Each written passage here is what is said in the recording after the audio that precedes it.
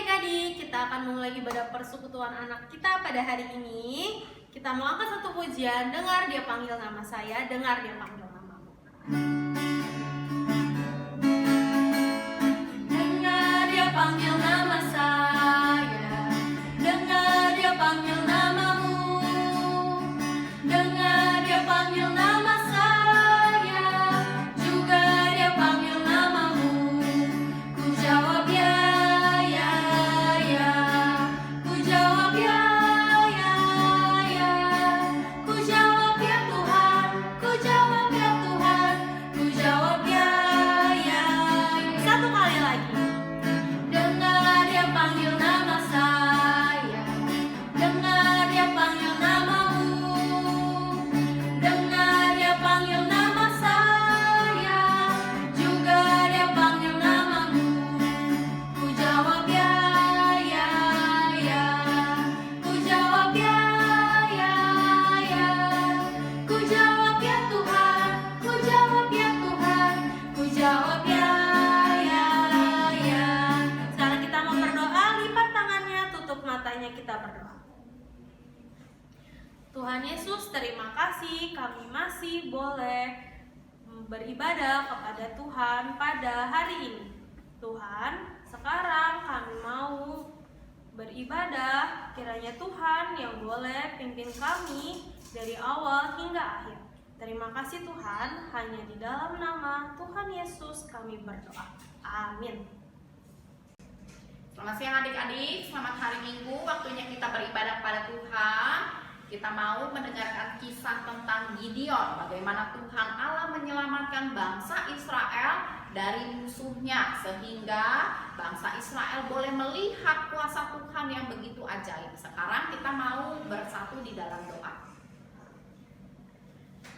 Tuhan Yesus, terima kasih Engkau menyelamatkan kami dari dosa. Tetapi seringkali kami tidak beribadah kepada Tuhan dengan sungguh-sungguh, sehingga kami mengalami kesusahan. Tetapi Engkau mengasihani kami dan Engkau mau supaya kami bertobat kembali beribadah kepada Tuhan dengan setia. Tolong kami ya Tuhan, kalau kami mau mendengarkan firman Tuhan, supaya kami boleh mengerti, menyimpan di dalam hati dan melakukan setiap perkataan firman Tuhan. Dalam nama Tuhan Yesus kami berdoa. Amin. Hari ini Cici Leni mau adik-adik nanti membaca dari kitab Hakim-Hakim pasal yang ke-6 sampai yang ke-8. Kitab Perjanjian Lama, Hakim-Hakim pasal 6 sampai pasal yang ke-8. Ya. Jadi ada satu orang yang bernama Gideon. Gideon ini dia disebut juga Yerubbaal. Ya, nama Gideon berarti si penghancur atau pahlawan yang perkasa atau penebang pohon. Waktu itu Gideon hidup waktu zaman bangsa Israel. Setelah Tuhan memimpin mereka keluar dari Mesir, mereka lalu beribadah kepada Tuhan, tetapi tidak berapa lama mereka kemudian meninggalkan Tuhan dan menyembah kepada Baal, kepada Allah dewa asing, bangsa asing. Mereka tidak beribadah kepada Tuhan, sehingga Tuhan menyerahkan mereka ke penghukuman. Bangsa Midian mulai menjajah bangsa Israel. Ya, waktu bangsa Israel menanam, lalu ketika mereka mau memanen, bangsa Midian dengan jumlah tentara yang banyak, dikatakan tentaranya itu kalau mereka menyerbu, mereka seperti belalang yang sangat banyak, dan juga unta-unta mereka itu banyaknya seperti pasir menyerbu. Setiap kali bangsa Israel memanen, bangsa Midian itu akan mengambil atau merampas, menjarah semua hasil panen bangsa Israel, sehingga dikatakan bangsa Israel sangat melarat. Bangsa Israel dijajah atau dijajah oleh bangsa Midian selama 7 tahun. Selama 7 tahun itu mereka hidup sangat sulit, kelaparan dan sangat menderita karena tidak ada bahan makanan. Nah, bangsa Israel sangat ketakutan mereka tidak beribadah kepada Tuhan, mereka mulai menyembah kepada dewa asing, mereka tahu mereka itu dihukum oleh Tuhan karena ketidaktaatan mereka. Mereka terus berdoa kepada Tuhan Allah supaya Tuhan Allah itu menolong mereka, dan Allah punya rencana yang ajaib untuk menyelamatkan bangsa Israel dari jajahan bangsa Midian. Nah, satu kali walaupun bangsa Israel dijajah, dijarah, diambil hasil panennya, satu orang ini tetap bekerja ya. Dia tidak santai-santai walaupun dia hidup di dalam ketakutan, tetapi Gideon ini terus bekerja, terus memanen, yaitu sedang menggiling gandum di tempat yang tersembunyi, di tempat pemerasan anggur, sehingga bangsa Midian tidak bisa melihat waktu Gideon itu sedang mengolah gandum ya. Nah, satu kali ketika Gideon sedang mengolah gandum, datanglah malaikat Tuhan diutus oleh Allah. Dia menyampaikan perkataan firman Tuhan yang berkata, "Hai Gideon, pahlawan yang perkasa." Nanti di ayat Hakim-Hakim pasal yang ke-6 ya, malaikat Tuhan itu berkata, "Hai engkau Gideon, pahlawan yang gagah berani, Tuhan menyertai engkau." Wah, waktu itu Gideon merasa kaget ya. Kenapa? Kok bisa ada malaikat Tuhan yang datang berbicara kepada dia? Waktu itu dia tidak mengetahui kalau itu adalah malaikat Tuhan. Lalu malaikat itu menyampaikan bahwa Tuhan memilih engkau untuk menyelamatkan bangsanya dari Midian. Gideon sangat terkejut. Dia pikir ya, bagaimana padahal selama ini bangsaku, aku sendiri dijajah oleh bangsa Midian. Bagaimana aku bisa menyelamatkan bangsaku? Mustahil. Itu pasukan Midian itu jumlahnya sangat banyak, seperti belalang kalau menyerbu, seperti pasir di pantai banyaknya ya. Sedangkan aku berasal dari suku yang tidak penting, suku yang tidak terkenal. Aku ini miskin. Saya ini bukan orang hebat, saya ini bukan orang penting. Tetapi malaikat itu menyampaikan bahwa Tuhan memilih, Tuhan mau memakai Gideon untuk menyelamatkan bangsanya.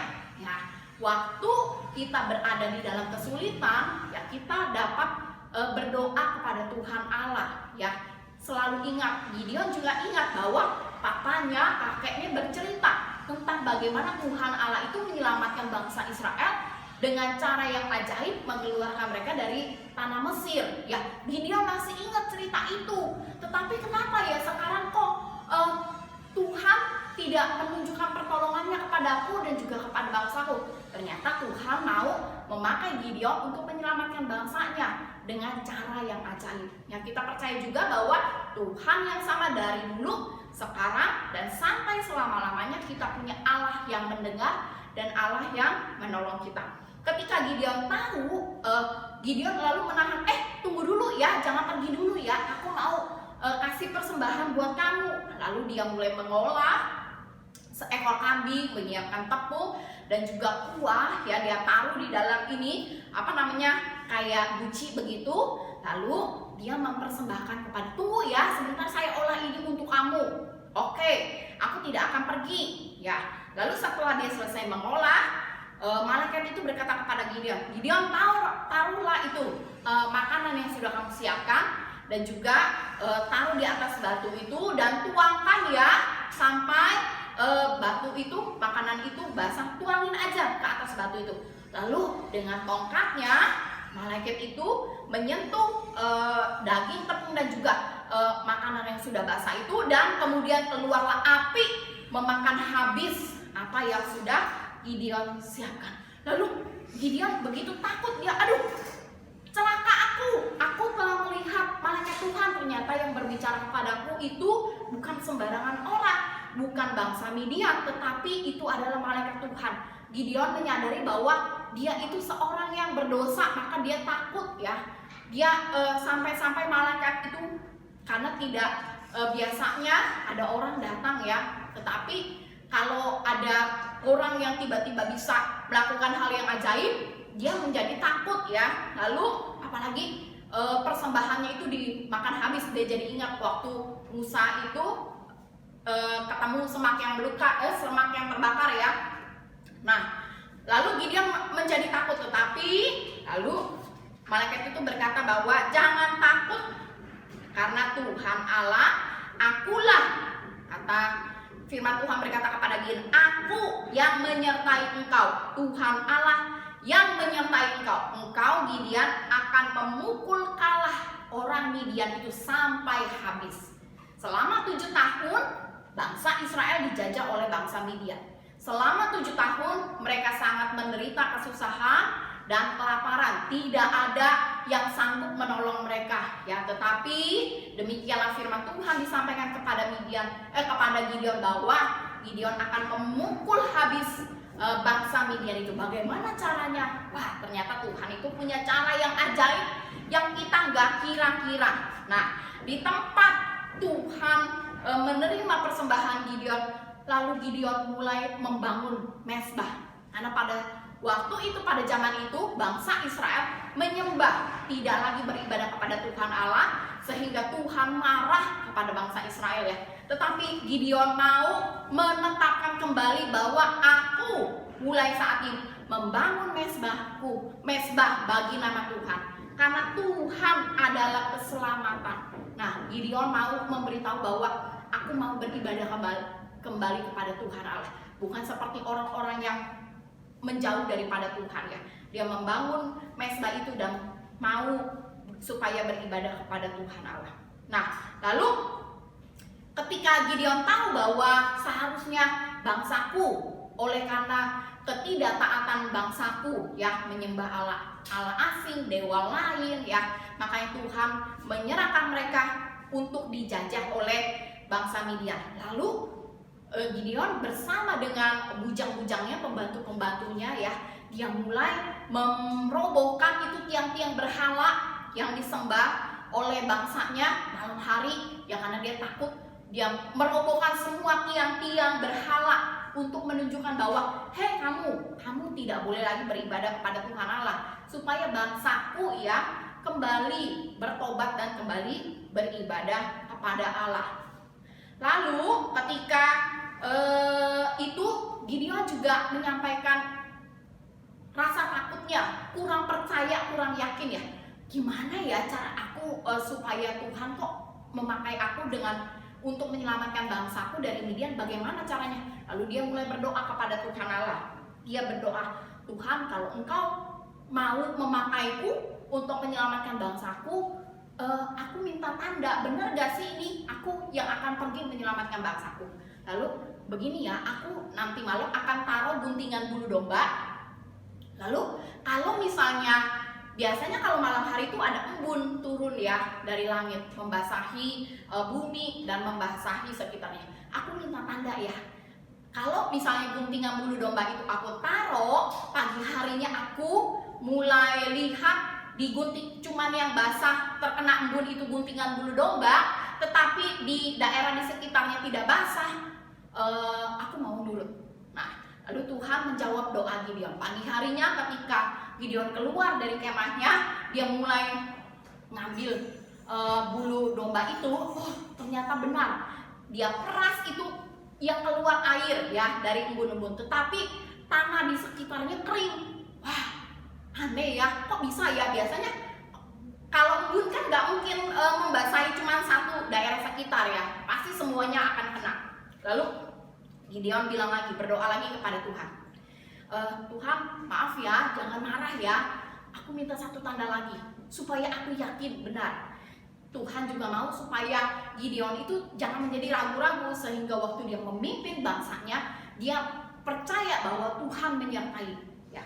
Lalu satu kali dia bilang, Tuhan, satu lagi tanda, aku taruh lagi guntingan bulu domba. Kalau misalnya yang basah terkena embun itu tanah sekeliling, tetapi bulu dombanya tidak basah, kering, aku mau taat akan panggilan Tuhan.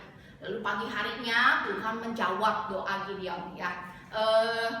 Waktu dia pegang guntingan bulu domba itu kering, tetapi tanah di sekelilingnya basah oleh karena embun. Yakinlah Gideon bahwa Tuhan Allah memberikan penyertaannya untuk memimpin bangsanya melawan bangsa Midian, ya. Lalu dikumpulkan setelah Gideon Gideon mendapatkan kepercayaan bahwa Tuhan menyertai, Gideon itu mengumpulkan pasukan, jumlahnya 32.000 tentara pasukan bersama dengan dia. Gideon yang memimpin pasukan yang sangat banyak itu. Tetapi jika dibandingkan dengan pasukan bangsa Midian yang jumlahnya sangat banyak, tentu pasukan Gideon itu sangat sedikit, lebih sedikit ya. Tetapi Tuhan Allah bilang, Gideon, pasukan kamu jumlahnya terlalu banyak. Lalu kamu harus kurangin jumlah pasukan kamu. Yang takut, yang ragu-ragu, tidak usah ikut. Lalu, masa kalau dibandingkan dengan pasukan Midian, jumlah saya masih sedikit loh. Bagaimana ya kita bisa kalahin? Aku mau supaya jangan waktu kamu menang, nanti kamu menyombongkan diri, bilang bahwa itu karena besarnya pasukan kamu. Lalu Gideon mulai menyuruh, siapa yang takut, siapa yang ragu, boleh pulang. Wah, seneng itu pasukannya ya, karena takut, karena selama ini mereka dijajah oleh bangsa Midian. Akhirnya jumlah pasukan itu berkurang sebanyak 22.000. Sisanya hanya 10.000 orang pasukan bersama dengan Gideon. Waduh, makin sedikit jika dibandingkan dengan pasukan Midian. Lalu Gideon itu mulai berjumlah yang sangat banyak berkurang ya. Lalu Tuhan bilang lagi kepada Gideon, Gideon, pasukan kamu masih banyak, coba kamu kurangin.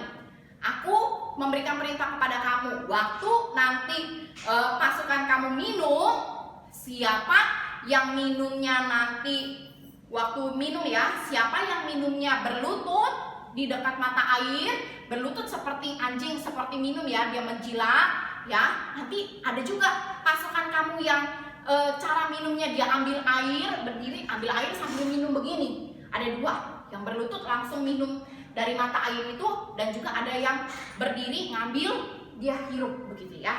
Siapa yang berlutut langsung minum di mata air, kamu harus kirim mereka pulang. Tetapi siapa yang berdiri ngambil air lalu minum begitu, itulah yang akan menyertai kamu di peperangan. Lalu Gideon membawa pasukannya ke mata air, disuruh minum karena kan pasukannya pasti haus ya. Ternyata yang berdiri mengambil air dengan tangannya lalu minum itu jumlahnya hanya 300. Hah? 300 dari 10.000 jumlahnya berkurang menjadi 300, dan yang lainnya disuruh pulang, berarti berkurang 9.700 orang. Mereka semua pulang ya, tidak ikut di dalam peperangan. Berarti sisanya hanya 300 orang, 300 pasukan bersama dengan Gideon. Tadi berapa? Dari 32.000 berkurang 10.000, sisa 22.000 yang takut, yang ragu-ragu pulang. Kurangin lagi kata Tuhan, 9.700 yang minum berlutut nggak boleh ikut. Sisanya 300 berperang dengan Gideon. Lalu Gideon ragu-ragu, bagaimana cara kita ya melawan bangsa Midian yang begitu banyak ini. Lalu Tuhan bilang, kalau kamu ragu-ragu, sekarang kamu pergi ke perkemahannya bangsa Midian, supaya kamu tahu apa yang harus kamu lakukan. Lalu Gideon bersama dengan bujangnya Pura, dia mulai sembunyi-sembunyi masuk ke dalam perkemahannya bangsa Midian. Dia dengarlah ada beberapa orang yang sedang bercerita. Bangsa Midian ya, pasukan Midian bercerita, kamu tahu gak? Aku mimpi loh semalam. Mimpiku itu ya ada segumpal gandum dari gunung turun. Waktu dia turun, gandum yang kecil itu menghancurkan seluruh perkemahan kita. Waduh. Lalu temannya si Midian ini bilang, pasti itu Tuhan Allah yang memakai Gideon dengan pedangnya untuk menyerang dan memusnahkan kita. Wah, dari situ Gideon mendapat tanda lagi dari Tuhan bahwa itulah saatnya Tuhan menyertai Gideon untuk melawan bangsa Midian. Gideon mendapatkan kepercayaan sekali lagi ya, di tengah pasukan yang begitu kecil, tetapi Tuhan mau menguatkan hati Gideon. Bagaimana? Bukan Gideon, bukan jumlah pasukannya, tetapi Gideon mau taat. Tuhan yang menyertai Gideon, Tuhan yang memberikan kemenangan kepada Gideon. Lalu baliklah Gideon bersama Pura ke pasukan yang 300 itu. mulai sekarang kita akan bersiap melawan bangsa Midian. Tidak perlu membawa apa-apa, walaupun jumlah kita sangat sedikit dibandingkan dengan jumlah bangsa Midian yang sangat besar.